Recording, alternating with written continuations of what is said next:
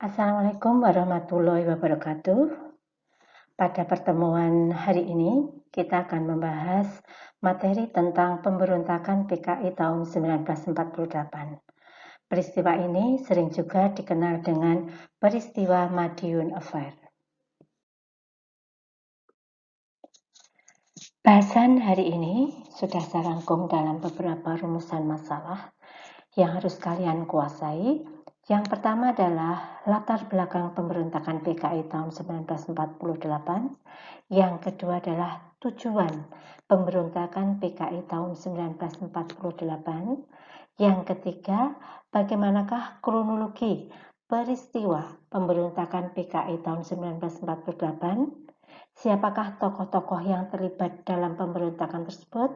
Mengapa tokoh-tokoh PKI atau gerakan PKI ini memilih Madiun sebagai basis pemberontakannya? Bagaimanakah dampak pemberontakan PKI ini bagi bangsa Indonesia?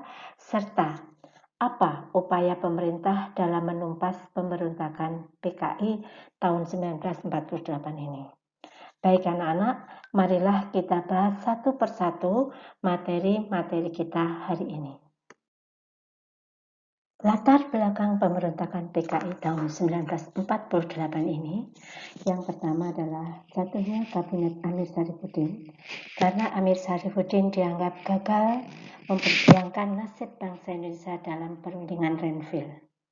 Dia harus mengembalikan mandatnya kepada Presiden Soekarno yang akhirnya nanti diganti dengan Kabinet Hatta. Yang kedua, kedatangan musuh dari Uni Soviet yang membawa paham baru bagi komunis yang dikenal dengan Jalan Baru. Ternyata kedatangan musuh ini memperkuat kedudukan komunis di Indonesia. Yang ketiga, adanya kerjasama antara musuh dengan Amir Syarifuddin untuk membentuk negara komunis di Indonesia. Dan yang terakhir adalah penolakan rasionalisasi Kabinet Hatta.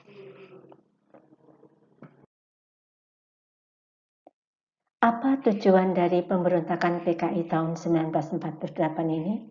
Yang pertama, keinginan tokoh-tokoh PKI atau anggota PKI mengganti dasar negara kita Pancasila diganti dengan ideologi komunis. Yang kedua, membentuk negara Republik Soviet dengan ibu kota di Madiun. Bagaimanakah kronologi peristiwa pemberontakan PKI di Madiun ini? Pemberontakan PKI di Madiun diawali dengan jatuhnya Kabinet Amir Syarifuddin pada tanggal 23 Januari. Dilanjutkan dengan kedatangan musuh dari Moskow yang mengemukakan pidatonya yang berisi tentang pekerjaan dan kesalahan partai dalam dasar organisasi dan politik. Kemudian beliau juga menawarkan gagasan yang disebut dengan Jalan Baru untuk Republik Indonesia. Yang ketiga, pada tanggal 1 September, kepengurusan FDR sepenuhnya diambil oleh pimpinan PKI. Dengan demikian, gerakan FDR sepenuhnya menjadi gerakan PKI. Tanggal 10 September 1948, mobil Gubernur Jawa Timur, Raden Mas Aryo Suryo, dan 2 mobil perwira polisi dicegat oleh massa pengikut PKI di Ngawi. Bahkan, Raden Mas Aryo Suryo ini menjadi korban keganasan PKI di daerah Ngawi Mantingan. Tanggal 18 September, bersamaan dengan dimulainya gerakan pemberontakan Sumarsono, Supardi dan kawan-kawannya memproklamasikan berdirinya Soviet Republik Indonesia dan pembentukan pemerintahan Front Nasional.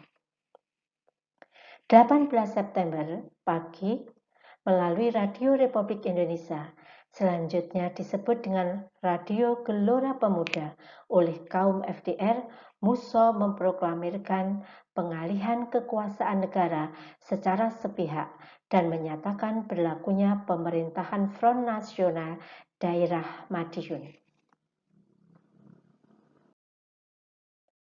18 September, Kolonel Gatot Subroto tiba di Solo, berbarengan dengan mulai meletusnya pemberontakan PKI di Madiun. Pemberontakan ini lebih memperjelas bagi Gatot Subroto bahwa insiden-insiden yang terjadi di Solo didalangi juga oleh PKI. Pada tanggal 19 September 1948, Presiden Soekarno dalam pidato yang disiarkan melalui radio menyerukan kepada seluruh rakyat Indonesia untuk memilih Musa Amir Syarifuddin atau Soekarno-Hatta. Hal ini menunjukkan apabila mereka memilih Soekarno-Hatta, maka masyarakat harus mendukung usaha dari Soekarno-Hatta dalam menumpas pemberontakan PKI tahun 1948. Anak-anak, coba kalian perhatikan, ini adalah tokoh-tokoh yang sudah berjuang untuk menumpas pemberontakan PKI di Madiun.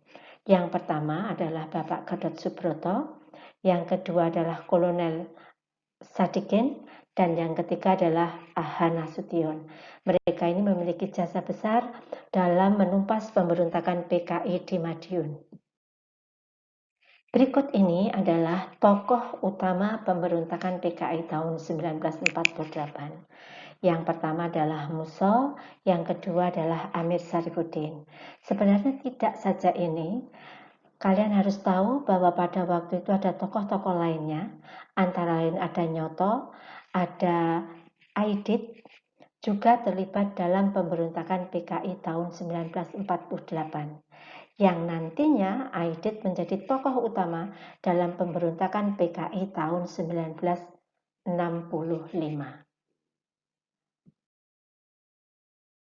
Nah, anak-anak, mengapa PKI ini memilih kota Madiun sebagai basis pemberontakannya? Dapat kita tinjau dari beberapa segi. Yang pertama adalah segi ekonomi, bahwa di Madiun banyak terdapat pabrik-pabrik gula, ada pabrik gula Rejoagung, ada pabrik gula Goranggareng, ada pabrik gula Pagotan. Ternyata banyaknya pabrik gula diprediksi oleh PKI ini mampu menunjang perekonomian masyarakat di sekitar Madiun. Yang kedua, dari segi militer, di Madiun ada pangkalan militer dan lapangan udara Iswahyudi. Lapangan udara Iswahyudi ini juga akan menjadi akses yang mempermudah PKI apabila mereka kalah dan kemudian melarikan diri. Yang ketiga, dari segi politik, pada waktu itu ada kekosongan jabatan pimpinan TNI di Jawa Timur. Dan yang keempat, dari segi topografi, Madiun merupakan daerah yang diapit oleh dua gunung, Gunung Wilis dan Gunung Pandan, dan hal ini sudah diprediksi oleh PKI. Kondisi Madiun yang seperti ini cocok untuk para pengikut PKI bertahan maupun dalam pelarian. Selain itu, letak Madiun yang jauh dari ibu kota juga jauh dari pantauan pemerintahan pusat terhadap gerak-gerik PKI dalam menyusun rencana pemberontakan. Nah, apakah dampak dari pemberontakan PKI ini? Kita bahas dulu mengenai dampak negatifnya. Terjadinya pemberontakan PKI di Madiun ini ternyata membuat keamanan di sekitar Madiun maupun di negara kita menjadi tidak stabil. Hal ini menimbulkan keresahan bagi warga negara Indonesia. Banyaknya korban jiwa akibat pemberontakan ini, baik dari unsur TNI, dari anggota PKI sendiri maupun masyarakat sipil. Yang ketiga, lemahnya kondisi politik dari pemerintahan Indonesia. Dan nanti dengan lemahnya kondisi politik pemerintahan Indonesia mempermudah Belanda menguasai Indonesia kembali dalam agresi militer Belanda yang kedua. Yang keempat, adanya trauma dari masyarakat terhadap peristiwa PKI di Madiun. Setelah kita bahas tadi adalah dampak negatif, ternyata pemberontakan PKI di Madiun atau pemberontakan PKI tahun 1948 ini juga ada dampak positifnya.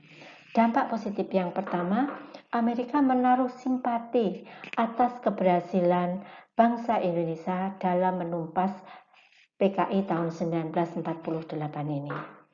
Sebagai bukti kesimpatian Amerika terhadap bangsa Indonesia, Amerika banyak memberikan dukungan terhadap perjuangan bangsa Indonesia dalam melawan Belanda. Yang ketiga, meningkatnya dukungan internasional terhadap perjuangan bangsa Indonesia untuk memperoleh kedaulatan. Dan yang terakhir, Indonesia selamat dari perpecahan bangsa yang diakibatkan oleh terjadinya pemberontakan PKI di Madiun ini. Nah, bagaimanakah upaya pemerintah dalam menumpas pemberontakan PKI tahun 1948 ini? Yang pertama, pemerintah segera membentuk GOM, Gerakan Operasi Militer, yang dipimpin oleh A.H. Nasution.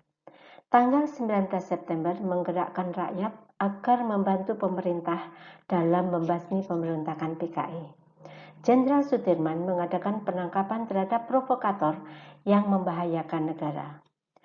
Mengadakan penggerbekan di tempat-tempat yang dianggap perlu diamankan.